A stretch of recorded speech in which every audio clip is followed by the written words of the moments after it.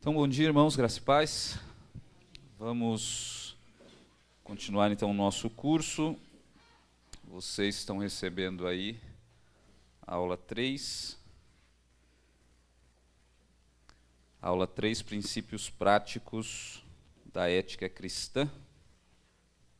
Na última aula, então, nós praticamente terminamos a primeira parte ali da introdutória do nosso curso, né, sobre Jesus, a chave hermenêutica. Hoje nós começamos a parte da ética cristã propriamente dita, que é o tema principal do nosso curso. Nessa parte inicial, nós enfatizamos o cristocentrismo que nós cremos, em oposição a vários outros grupos religiosos, várias outras denominações. Aqui nós seguimos a Jesus, realmente. E interpretamos tudo a partir de Jesus. As Escrituras, a vida, as filosofias, as ideologias, tudo é interpretado a partir de Jesus. E isso é importante porque um dos objetivos do nosso curso é deixar claro no que nós cremos. Deixar claro tanto para os membros da igreja, quanto para aqueles que chegam e vão continuar chegando na nossa igreja, procurando ingressar na igreja. É importante deixar claro o que nós, batistas, cremos, porque, basicamente, o que nós estudamos é o tópico número 1 da Declaração de Fé da Convenção Batista Brasileira. Tópico número 1, que fala sobre as Sagradas Escrituras, que lá na sua última frase diz o seguinte: as Sagradas Escrituras, ou a Bíblia, deve ser interpretada sempre à luz da pessoa e dos ensinos de Jesus Cristo. Então é isso que diz no tópico 1, última frase da Declaração Doutrinária da Convenção Batista Brasileira. E, portanto, o que nós falamos aqui não é nenhuma novidade para os batistas, porém, muitas vezes é preciso, como eu já disse várias vezes, enfatizar o óbvio, né?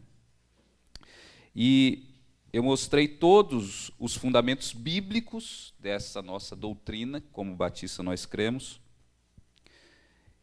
e que as igrejas batistas da Convenção seguem.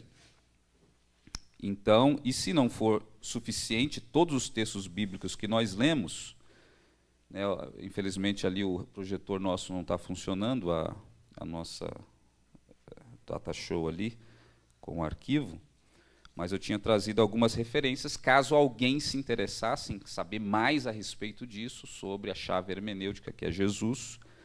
Então, isso já vem desde Lutero, Martinho Lutero, no livro que ele intitulou, né, tem uma coletânea, né, prefácio sobre os livros da Bíblia. Martinho Lutero já diz que ele usa o princípio cristocêntrico de interpretação das Escrituras. E depois isso foi desenvolvido por Ernest Käsemann, o cânon do Novo Testamento e a unidade da igreja, onde ele criou a expressão o cânon dentro do cânon. Jesus é o cânon dentro do cânon, o cânon dentro da Bíblia. E é por ele que nós interpretamos todas as Escrituras. E você pode ver, esses livros não têm em português, mas você tem um livro em português que você pode consultar, que é de Karl Braten, Dogmática Cristã, no capítulo 4, onde fala sobre as Sagradas Escrituras também. Todos esses livros são livros teológicos, densos. Esse mesmo Dogmática Cristã são 3 volumes de 500 e poucas páginas cada um. Então, está no primeiro volume do livro. Mas, se você quiser um artigo bem simples, acessível, para você saber um pouco mais sobre isso que nós falamos, você pode ler Isaltino Gomes Filho, A Pregação de Cristo no Antigo Testamento, se eu estou bem certo sobre o título do artigo, né? Esse é um artigo que sintetiza todas essas doutrinas. Isaltino Gomes foi professor da Faculdade Teológica Batista de São Paulo durante muitos anos, já falecido, né, e foi pastor da Igreja Batista do Cambuí durante muitos anos também. Então, nosso irmão em Cristo, que já partiu. Então, esse artigo você consegue ver mais desenvolvimentos a respeito disso. Isso, claro, se alguém tiver ainda dúvidas a respeito do tema, pode consultar esses livros. Então, agora falando sobre a ética cristã propriamente dita, eu queria ler com vocês Mateus capítulo 18, do versículo 21 até o 35. Mateus 18, 21 ao 35. Então Pedro, aproximando-se dele, de Jesus, disse: Senhor, até quantas vezes pecará meu irmão contra mim e eu lhe perdoarei? Até 7? Jesus lhe disse: não te digo até 7, mas até 70 vezes 7. Por isso, Jesus continua, o reino dos céus pode comparar-se a um certo rei que quis fazer contas com os seus servos, e começando a fazer contas, foi-lhe apresentado um que lhe devia 10.000 talentos. E não tendo ele como pagar, o Senhor mandou que ele e sua mulher e seus filhos fossem vendidos com tudo quanto tinha, e que a dívida se lhe pagasse. Então aquele servo, prostrando-se, o reverenciava, dizendo: Senhor, sê generoso para comigo e tudo lhe pagarei. Então o senhor daquele servo, movido de íntima compaixão, soltou-o e perdoou-lhe a dívida.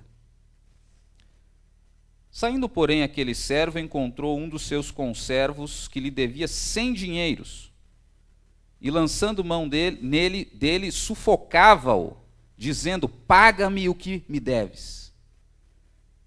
Então seu companheiro, prostrando-se aos seus pés, rogava-lhe, dizendo: sê generoso para comigo e tudo te pagarei.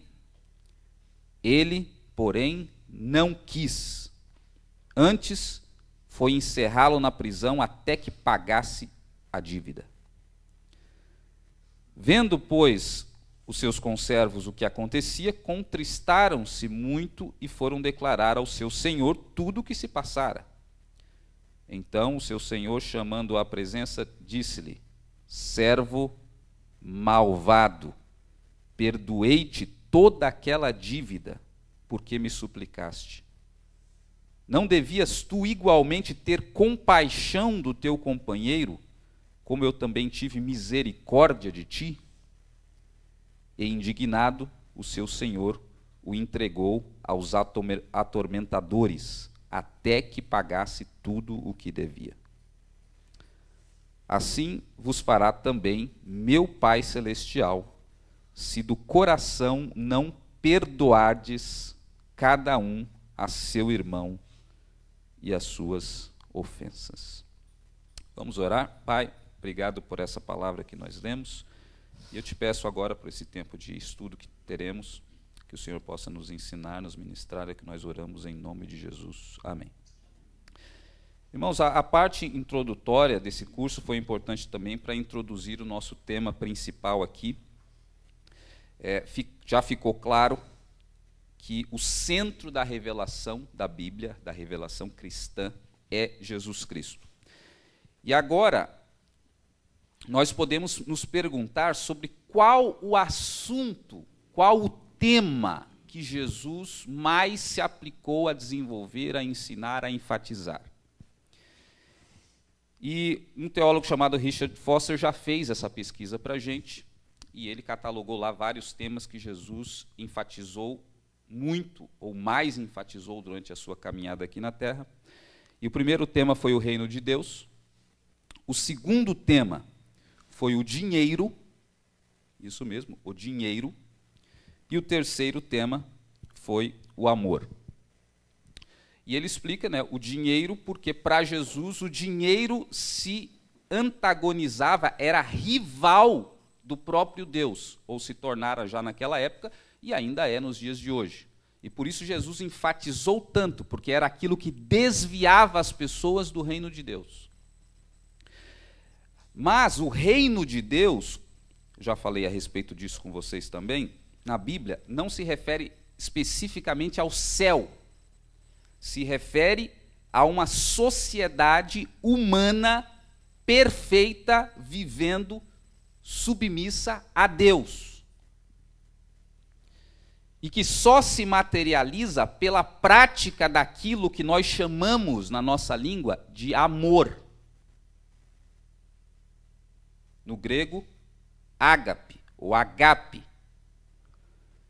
E, portanto, o tema que Jesus realmente mais enfatiza é o amor. Porque para o reino de Deus se concretizar, é necessário o amor. Então, nós vimos no módulo passado que o amor é o princípio mais importante da revelação bíblica do Novo Testamento, dos Evangelhos. É o princípio mais importante, é o núcleo do Evangelho. E por isso eu disse para vocês que seria interessante, quem não assistiu o módulo passado, assistir pelo menos a aula número 8. Onde nós desenvolvemos isso, esclarecemos isso, discutimos isso. Tá? Eu vou colocar no grupo depois para vocês, então, a aula número 8, para quem eventualmente não assistiu o primeiro módulo. E o amor, ele define se alguém pertence a Deus verdadeiramente ou não, como nós vimos. O amor define quem converteu-se verdadeiramente a Deus ou não. É o que é esclarecido na carta 1 João, 2 João. Mas aí tem um problema que eu já tinha antecipado para vocês também, porque o amor é um termo muito abstrato. E ele é um termo polissêmico, quer dizer, tem muitos significados. Na maioria das culturas, inclusive na nossa. Então, quando a gente diz assim, nós devemos amar, é quase a mesma coisa que não está dizendo nada. Porque é muito abstrato amar. Mas o que é amar, exatamente? E cada um vai dar uma resposta para isso. Se você sair na rua ali e perguntar o que é amar, a pessoa vai ter uma resposta e vai te dar. Se você olhar na televisão e ver o que as pessoas estão falando a respeito do que é amar, elas têm uma resposta também. E não necessariamente essa resposta é a resposta bíblica sobre o que é amar.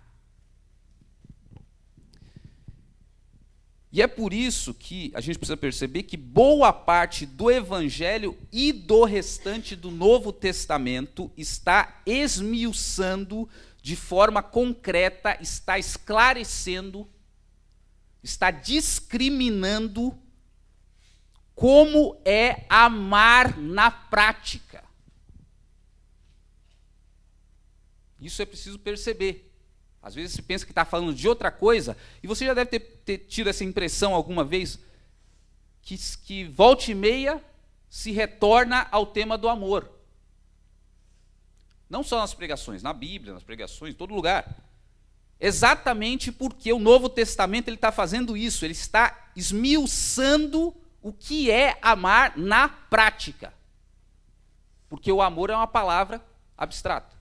É preciso esclarecer concretamente o que é.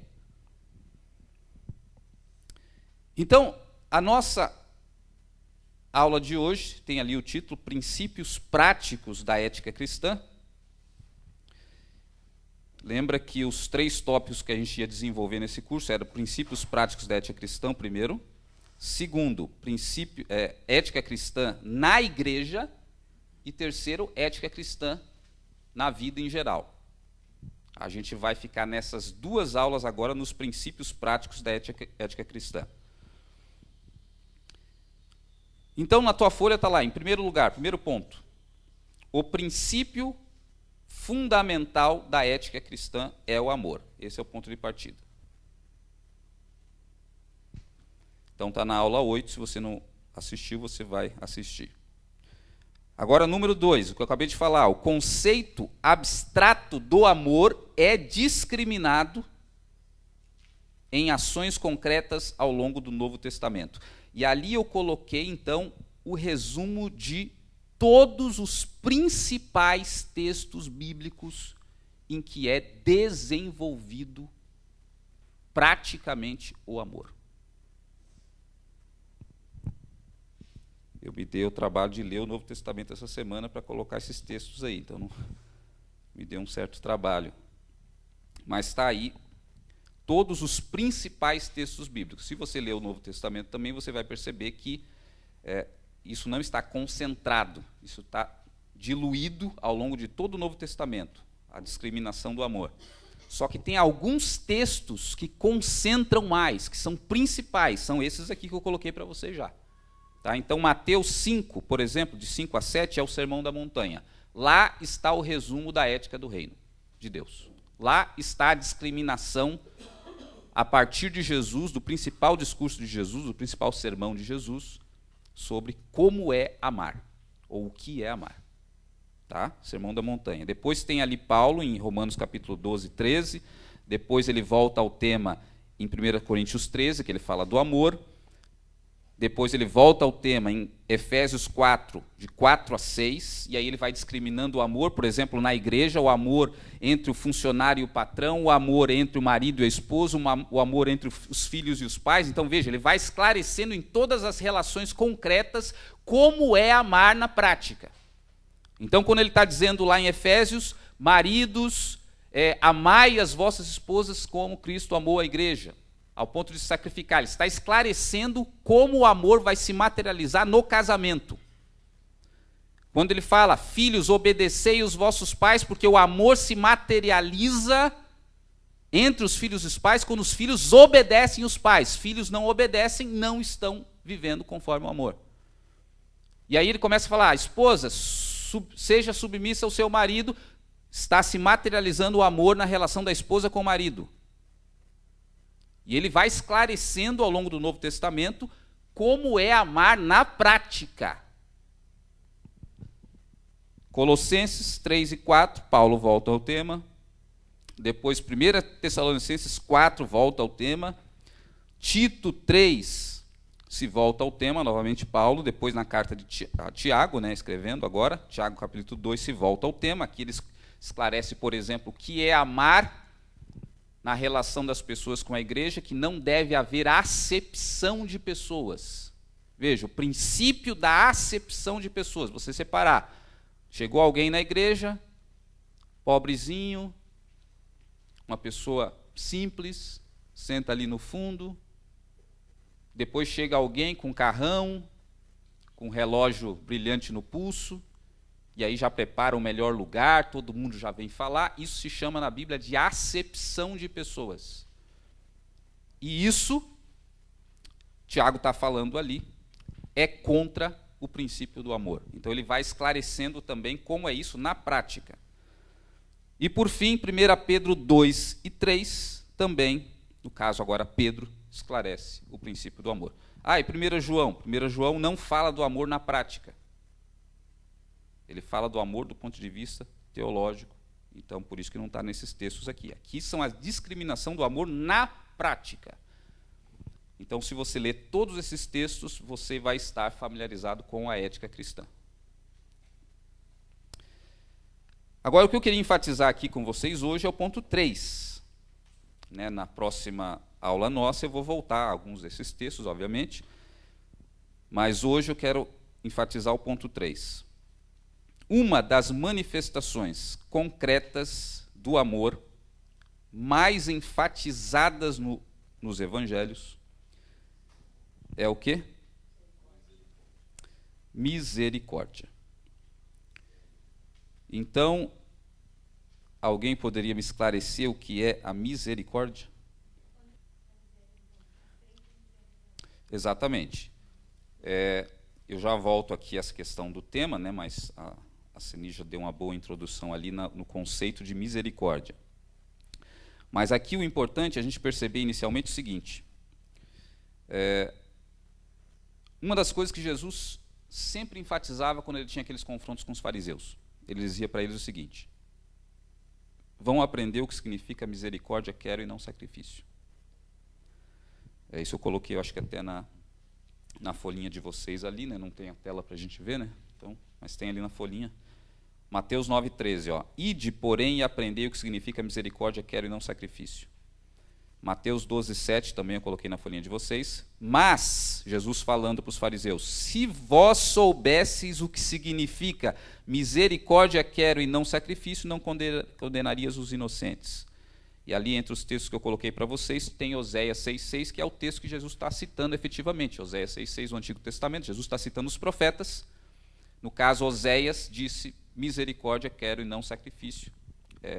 O que Deus quer é misericórdia e não sacrifício, porque naquela época o povo fazia os cultos, as celebrações religiosas, cantavam cânticos, faziam sermões, só que não havia misericórdia entre o povo, e Deus rejeitou simplesmente a adoração, o culto deles, porque eles não estavam exercendo a misericórdia. Então, nesse contexto que o profeta falou, misericórdia quero e não sacrifício, e veja que Jesus retoma isso, e quando ele tem os conflitos com os fariseus, ele começa a repetir isso, ele repete isso várias vezes no Evangelho. Vão aprender o que significa misericórdia quero e não sacrifício. E, ao longo do Evangelho, você vê várias vezes, né, como Mateus 20:34, que eu coloquei na folha ali para vocês também, que se diz que Jesus fez alguma coisa movido de íntima compaixão.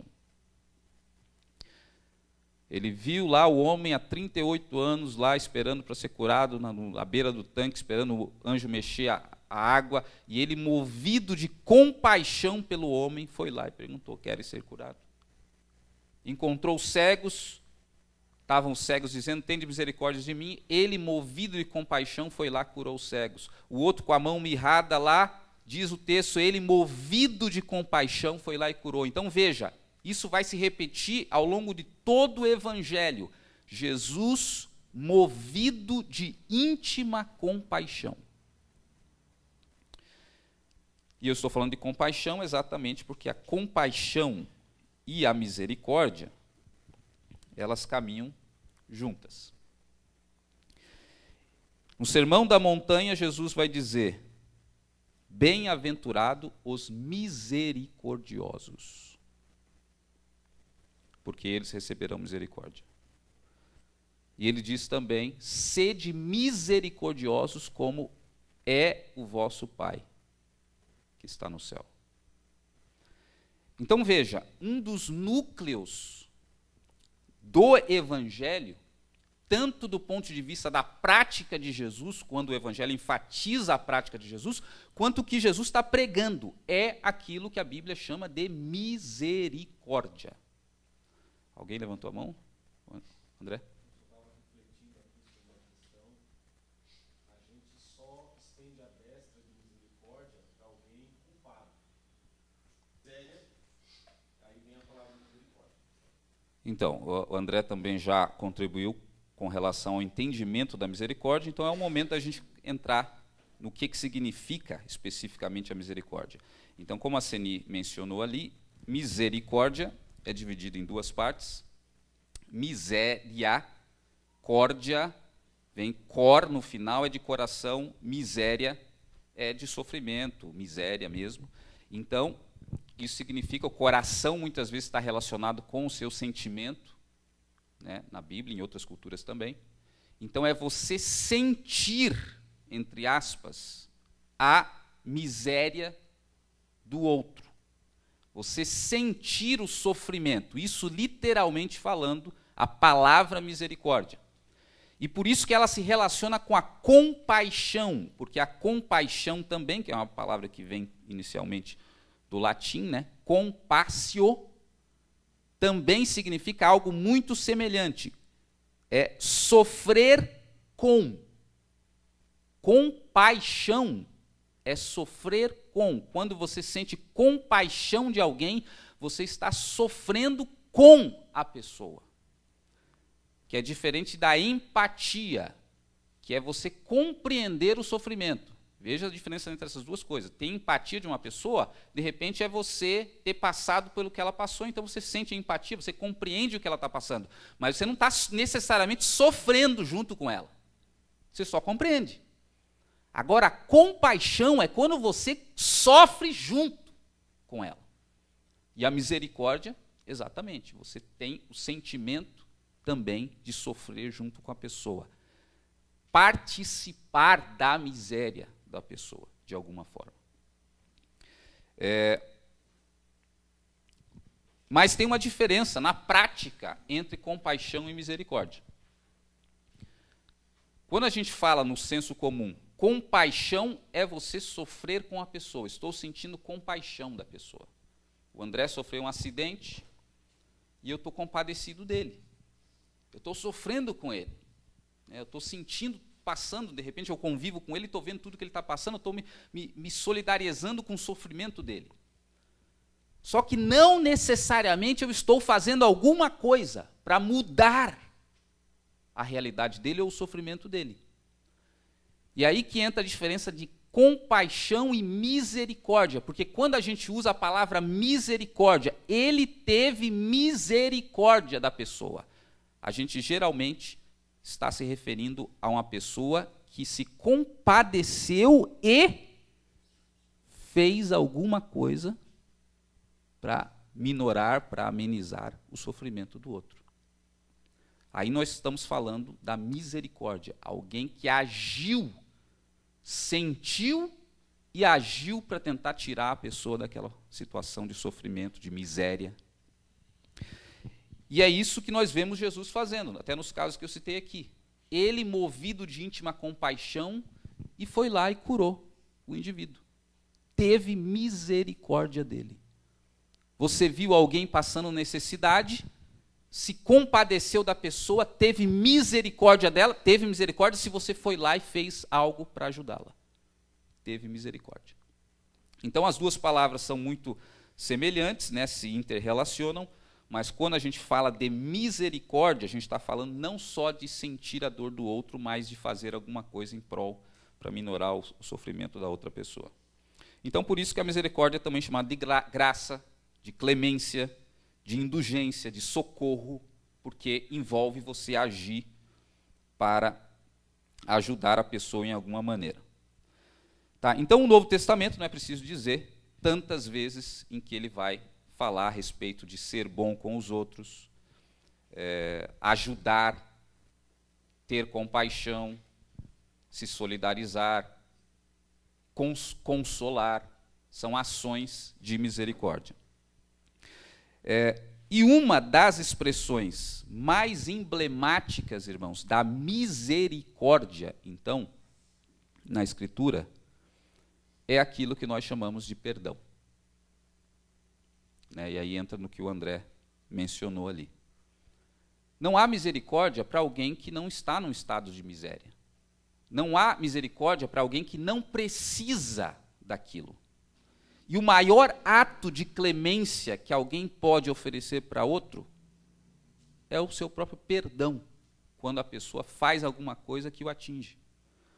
O maior ato de misericórdia de Deus para com todos nós foi o perdão que Ele nos deu quando nós não merecíamos nenhum perdão. Então começa tudo por aí. Deus teve misericórdia de nós. O nosso estado de miséria, nós pecamos contra Deus, nós nos desviamos, nós viramos as costas para Deus, nós não merecíamos ser perdoados, e Deus concedeu perdão. É um ato de misericórdia. Irmão Paulo.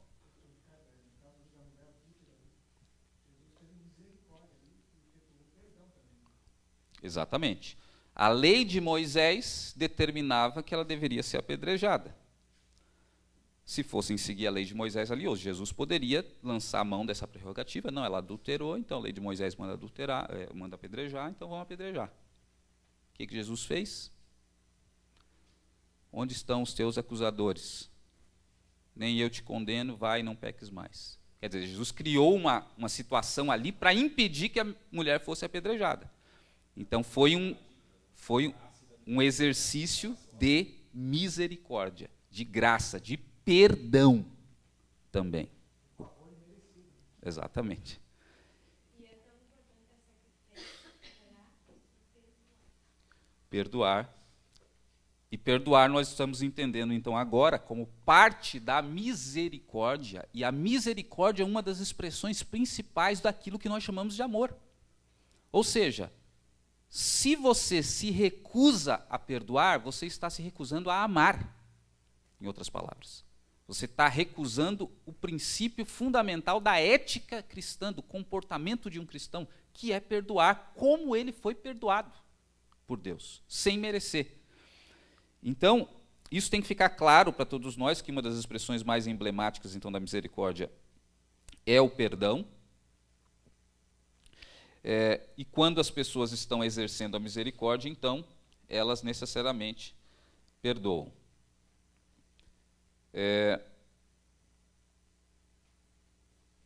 Então, isso é importante, não há opção para o cristão não perdoar. Não há opção. Se você está seguindo a Jesus, ou diz que está seguindo a Jesus, você perdoa. Você não levanta hipótese de não perdoar.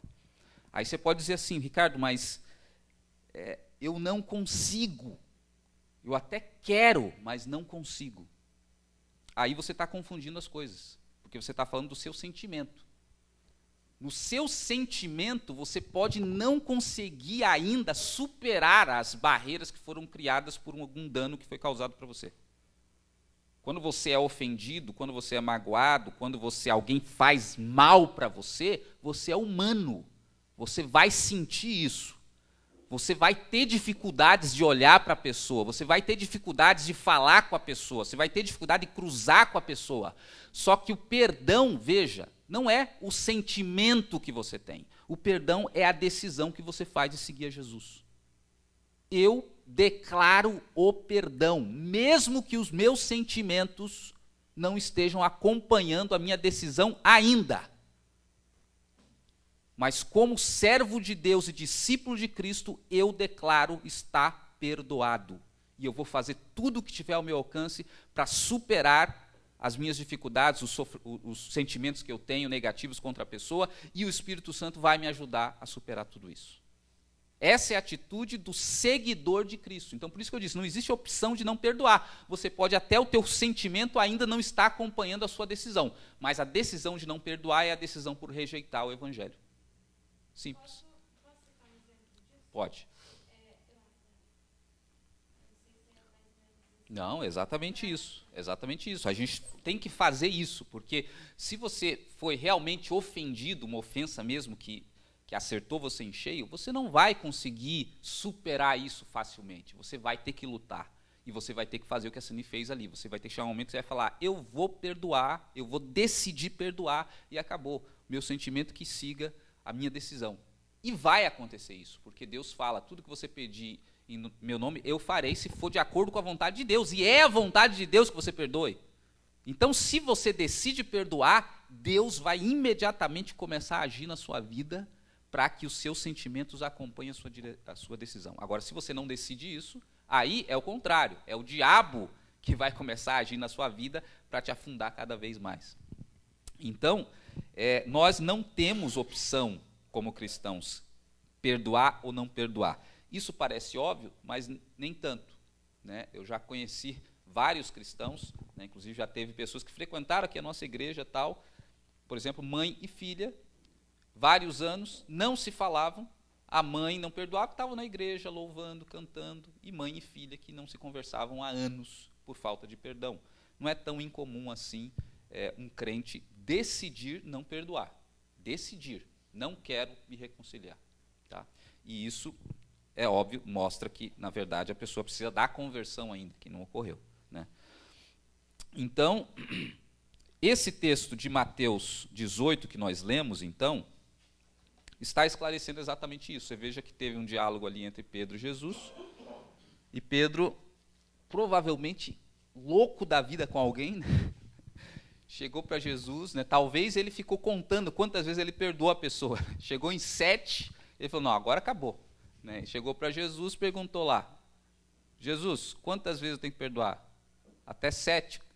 talvez imaginando assim que Jesus ia bater palma para ele, por ele ter perdoado 7 vezes alguém.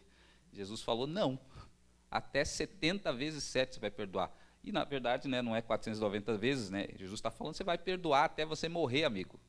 Porque é assim que o cristão vive na vida, perdoando porque Deus perdoou. E aí Jesus, na sequência, conta a parábola do credor incompassível, que é exatamente isso. O sujeito tinha uma dívida impagável, que são aquela quantidade de dinheiro que fala no texto bíblico, e pediu clemência, o Senhor perdoou a dívida impagável.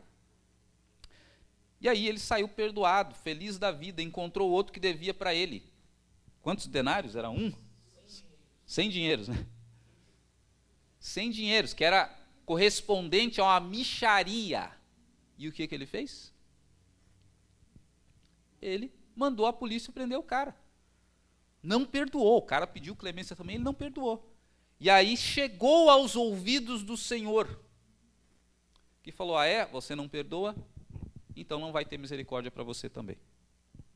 E isso veja como é forte o que está dizendo ali, né? E você será entregue aos atormentadores, né? E isso está relacionado com Marcos 11, 25 e 26, né? Se você estava na tela lá no arquivo, mas não funcionou, então abre lá em Marcos 11. Veja que Jesus fala claramente aqui em Marcos 11, 25 e 26.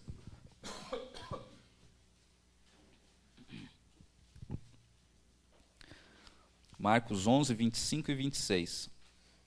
Olha o que diz. E quando estiverdes orando, Jesus falando, perdoai se tendes alguma coisa contra alguém.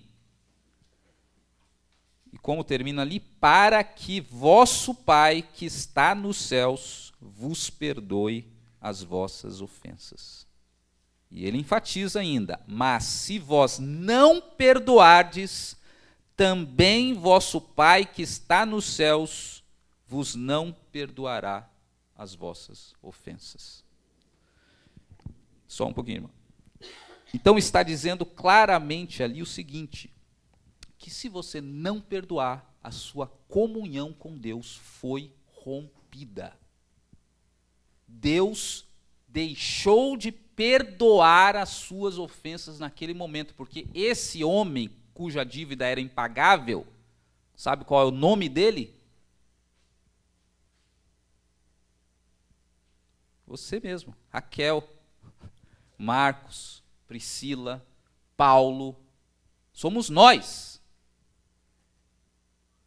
E essa parábola é a relação eu, você e Deus. Se você não perdoar, você imediatamente cortou a sua relação com Deus, porque o perdão de Deus não chega mais para você. Então, irmã, pode falar. E é isso que me condena às vezes. Por que Deus é assim? Mas eu sou assim. Né? Você é assim, irmã, por causa de Jesus. Se não fosse Jesus, a nossa tendência era fazer exatamente o oposto. Porque não é fácil fazer isso, né? Se você não passou por isso na sua vida, não se preocupe que vai chegar o seu dia também.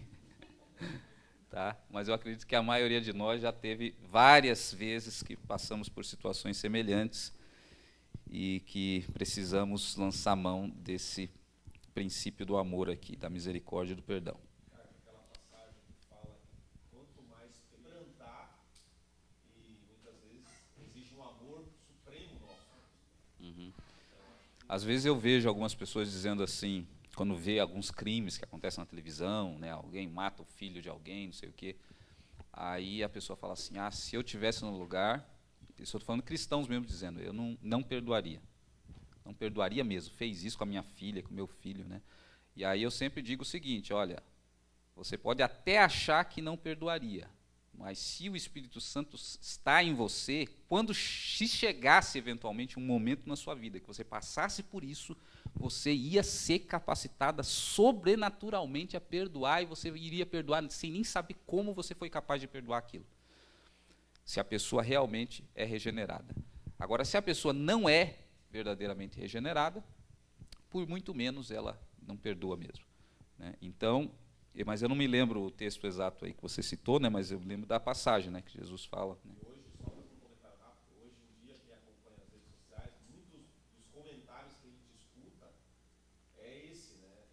Você vai pensar diferente quando fizerem com você, com a sua filha, com a sua família. São comentários que a gente escuta. Então, o que eu percebo é que as pessoas estão muito cheias de revolta, muito cheias de ódio, né? E também, uma sociedade tão violenta, a gente está sujeito a tantas coisas, mas Jesus faz essa proposta. Esse é o caminho. Não interessa o que pode vir a acontecer. A gente não tem outro caminho para isso. Se o princípio do perdão deixar de existir, nós somos os primeiros a desaparecer. Porque nós só estamos vivos, existindo hoje, porque Deus inicialmente inaugurou esse perdão. Então a misericórdia, irmãos, é uma das manifestações principais do amor, da ética cristã, e ela se concretiza em ações concretas. E ao longo desse curso sobre a ética cristã, a gente vai enfatizar essas ações concretas mesmo que manifestam o amor, como o perdão, que nós falamos, como as ajudas, socorro, consolo de pessoas, ajuda dos necessitados. E é interessante que a misericórdia não é só ajudar. Às vezes, a misericórdia é uma ação negativa, é você não fazer alguma coisa, é você não reagir, é você não retalhar, é você não se vingar, é você não revidar a pessoa. Então, por exemplo, aquele texto que eu coloquei aqui para você, não coloquei, né, mas enfim, Lucas 6,36, que fala a respeito, Jesus falando, sede misericordiosos como é misericordioso nosso Pai que está nos céus, Sermão da Montanha. É interessante, depois vocês podem ler na Bíblia ali, ver esse versículo certinho, mas começa o texto assim, no versículo 35. Ele está falando de amar os inimigos. Amai os vossos inimigos, fazei o bem àqueles a quem vos persegue. Porque Deus, o Altíssimo, Ele é bom para ingratos e maus. E aí ele termina, sede misericordiosos como é misericordioso o vosso Pai. Então veja o que ele está dizendo. Deus é bom com ingratos e maus. Se ele não fosse bom com ingratos e maus, não existia mais mundo. E aí ele diz, nós devemos amar aqueles que nos fazem mal, inclusive. Porque nós estamos sendo misericordiosos como Deus quando nós fazemos isso. Então veja que ele está falando aqui que a misericórdia, ela se expressa também quando você não reage à ofensa. Quando você não revida, você está sendo misericordioso também. Que é também lá em Romanos 12, né, Paulo falando. Não tenho o meu texto aí, então vamos abrir lá. Romanos 12, 19. Romanos 12 é um daqueles textos que eu falei que está condensado ali a ética cristã. E no capítulo 12, versículo 19, lembra o que diz? Não vos vingueis a vós mesmos, amados, mas dai lugar à ira, porque está escrito, minha é a vingança, eu recompensarei, diz o Senhor. Para o cristão, é proibido a vingança, de qualquer tipo. Não existe vingança no vocabulário, na ética cristã. Você não faz retaliação, a pessoa no teu trabalho fez uma coisa com você, e aí você agora vai reagir e retalhar a pessoa, de alguma forma. Né? Não literalmente. Mas pode ser literalmente também, né? Dependendo da pessoa, né? Mas você não vai fazer a retaliação, você não vai reagir. Por quê? Porque não existe vingança na ética cristã. Simples. Não faz parte do amor. Diga, Nelson. Verdade. E aí a justiça, veja, a pessoa às vezes que quer retalhar o outro, quer reagir, ele quer fazer justiça muitas vezes. Né? Ele foi injustiçado, mas ele quer fazer a pessoa porque quer fazer justiça. Mas é o que o texto está dizendo. A quem pertence essa justiça? A Deus. Então, quando você se mete em você mesmo querer resolver essas situações, você está pecando, porque não é você que compete isso, é a Deus. Então, esse é um princípio fundamental da ética cristã, que não existe vingança dentro da ética cristã, irmã.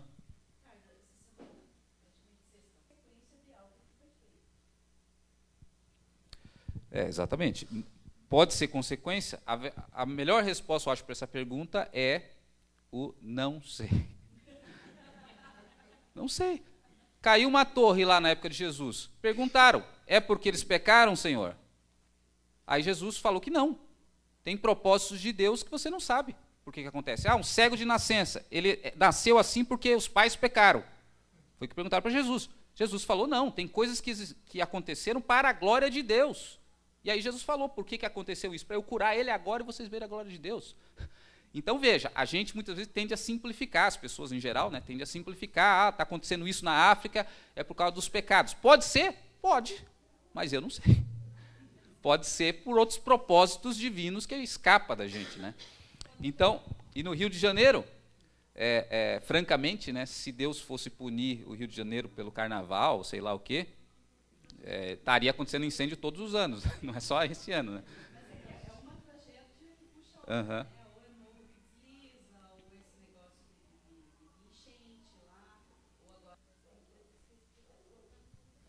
Se nós soubéssemos tudo agora, o que a gente ia fazer na eternidade inteira? Eu acho que na eternidade a gente vai sentar lá no Netflix, lá, e vai ficar vendo tudo o que aconteceu, por que aconteceu isso, aquilo, e vai ter muito chão pela frente para a gente ver tudo isso, saber, né? Se a Netflix é bom aqui, nós já... Porque daí só vai ter coisa boa, né? Lá. Então, concluindo aqui, irmãos, porque daqui a pouco as crianças chegam ali. Então, a vingança não faz parte da ética cristã, a retaliação não, e é interessante que tem um texto bíblico, Lucas 9:51, que Jesus tentou entrar na aldeia dos samaritanos lá e não permitiram que ele ficasse lá. Você sabe que tinha aquela rixa entre Jesus e os samaritanos. Logo Jesus, né, que contou a parábola do bom samaritano, que falou com a mulher samaritana, mas chegou lá, os samaritanos não quiseram porque ele era judeu. E aí os apóstolos falaram assim, Senhor, depois que eles saíram de lá, o Senhor quer que nós oremos para Deus e mandemos descer fogo do céu para consumir esses samaritanos? Foi o que os discípulos falaram para Jesus. E aí Jesus, eu imagino Jesus rindo, né? Jesus respondeu assim, olha, exatamente, não sabeis de que espírito sois, que foi uma maneira muito polida de dizer assim, esse espírito de vocês não é de Deus, não. Mas foi uma maneira polida, não sabeis de que espírito sois. Então veja, Jesus tinha um espírito, os próprios discípulos que estavam andando com ele tinham outro espírito. Houve uma situação chata com Jesus, não deixaram ele entrar. Jesus pode ter ficado chateado, os próprios discípulos ficaram chateados, é normal, né? Jesus estava na forma humana, os discípulos também, ficaram chateados, mas o que os discípulos quiseram fazer? Eles quiseram se vingar, eles quiseram retalhar. Vamos mandar descer fogo do céu, estamos com o Filho de Deus aqui, já mandamos, os anjos já vêm, acabam com esse povo, acabou. E às vezes, qual é o espírito que nós temos? É o espírito de Jesus ou é o espírito de mandar descer fogo do céu? Né? Mandar Deus, Senhor, desce fogo aqui no Rio de Janeiro, acaba com tudo, né, por causa dessa idolatria. Então, o espírito de Jesus não era esse. Né? Então, por isso, apesar de nós não sabermos as respostas lá para o Rio de Janeiro e tal, os propósitos finais de Deus, né, sempre é mais seguro você ter o espírito de misericórdia. A indignação com relação ao pecado não gera um espírito punitivista, mas um espírito de misericórdia, segundo o Evangelho. Exatamente, espírito de misericórdia. Então são dois espíritos diferentes que Jesus estava ali trabalhando com os discípulos para que eles entendessem a questão da misericórdia e da compaixão. Então, irmãos, a misericórdia, a compaixão, o perdão são princípios básicos da ética cristã, enfatizados nos evangelhos, e são manifestações concretas daquilo que a Bíblia chama de ágape, ou de amor. Assim como há a misericórdia, a compaixão, o perdão, há várias outras manifestações do amor, práticas concretas, que é o que eu quero continuar falando com vocês daí no domingo que vem. Ok? Daí desses 2 domingos nós vemos os princípios básicos da ética cristã, que nós já estamos falando da prática, mas não entramos na prática propriamente. Depois desses 2 domingos, a gente entra mais ainda na prática, que é o objetivo do nosso curso. Irmão Lucas? Assim, a palavra-chave nossa é misericórdia. A palavra-chave, para quem eventualmente não veio, é misericórdia.